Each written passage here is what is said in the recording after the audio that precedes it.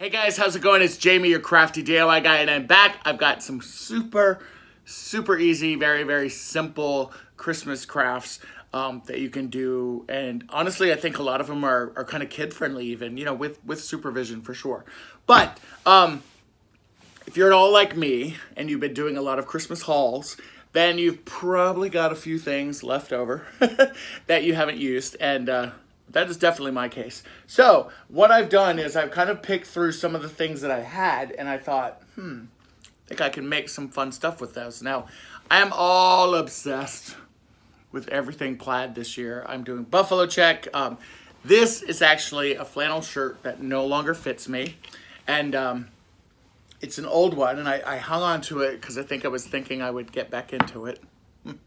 But what I'm going to do actually is I'm going to cut it up and I'm going to use it for my fabric. Now the first thing we're going to do, and these are all the materials that you're going to need for all of these crafts. Now you're going to need a package of these trees. These are from Dollar General. They were $1.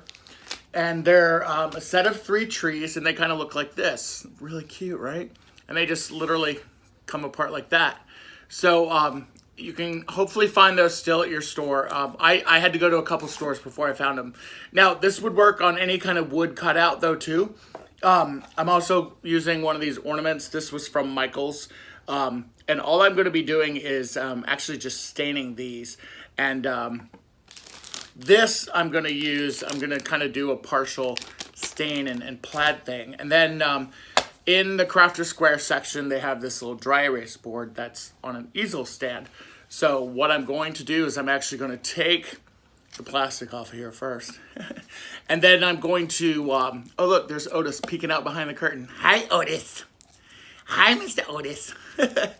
And then I'm going to peel off this dry erase kind of front because I'm actually going to cover this in this fabric right here. And then I'm going to stain this ornament and hang it in front of the easel and keep the easel on it. I think that'll look really cool. And then for the trees, I'm going to cover some of them completely on both sides. So both sides in the plaid fabric. And then also I think I'm going to mix around it. I'm going to cover like one in plaid fabric, ooh, and then one in a dark stain. So that will be, this will be an adventure, and we'll see how it goes. So I am going to stop rambling because I know some of the haters out there hate when you ramble, and I'm gonna get started. So yeah, tune back in. We'll see how it goes. I'll show you some step-by-steps. And now for the decoupage, just a quick brushing, not a super thick coat, but certainly enough to go over that.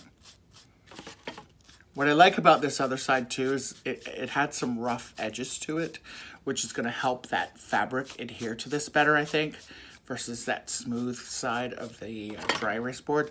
Now they did have another version of this little easel stand at the Dollar Tree. They had one that was a chalkboard, and that would probably work as well, easily also. I don't know, I just thought it was something different and something fun.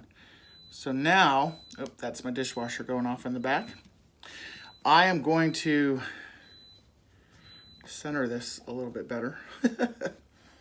And what I'm going to do is I'm going to leave this face down for a little while, and I'm going to let that kind of stick and get nice and tacky before I start to try and fold this over. And honestly, depending on how well this adheres, I might even take a little X-Acto knife along the edges here, but I will show you what I ended up doing after that's dry.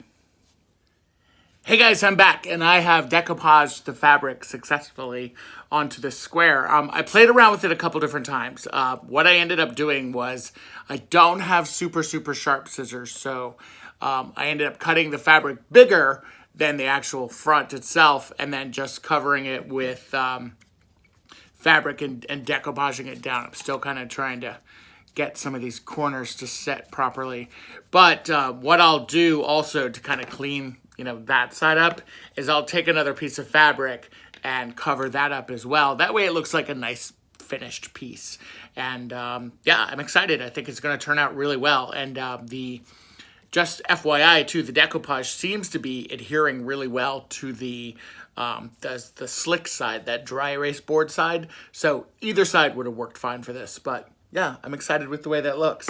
And pretty soon, that will be hanging on there. It'll look really cool. So we'll be right back. Hey guys, I'm back. Now for the tree part, I decided to switch the plan up. Instead of using this fabric and those scissors that I have that are not any good, I'm going to use some wrapping paper. So we are going to have one tree piece stained, and then the other tree piece that is unfinished, we're going to decoupage the wrapping paper to that.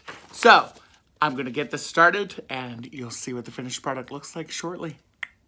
All right, you guys, check it out. My little Christmas crafts are done. I'm pretty excited with the way that these worked out. The decoupage trees with the wrapping paper and kind of staining part of them and then doing the decoupage on the rest of them with the wrapping paper worked out really good. And I love the way that this turned out, just decoupaging that fabric and that ornament to that